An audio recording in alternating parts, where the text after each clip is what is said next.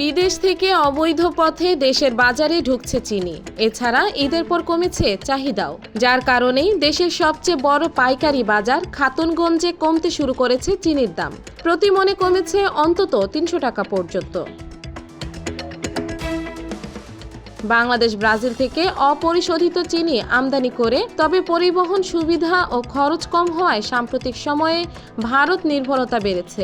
এই অবস্থায় কিছুদিন ধরে ভারত চিনি রপ্তানি বন্ধ রাখে। এতে দেশীয় বাজারে কিছুটা দাম বেড়ে যায়। এই সুযোগে পাশের দেশ ভারত থেকে অবৈধ পথে চিনি আনতে শুরু করে চোরা কারবারিরা। সম্প্রতি ভারত থেকে অবৈধ পথে আনা বেশ কয়েকটি চালান ধরা পড়ে। এর প্রভাব পড়েছে বাজারে। এতে আপাত দৃষ্টিতে বাজারে কিছুটা দাম কমে আসলেও দীর্ঘমেয়াদে ক্ষতিগ্রস্ত হচ্ছে দেশীয় বাজার ব্যবস্থা। বাজার বিশ্লেষণ করলে দেখা যায়, সপ্তাহ আগেও দেশের বাজারে পাইকারিতে চিনি বিক্রি হয়েছে মন প্রতি ৪৭০০ থেকে ৪৭৩০ টাকা।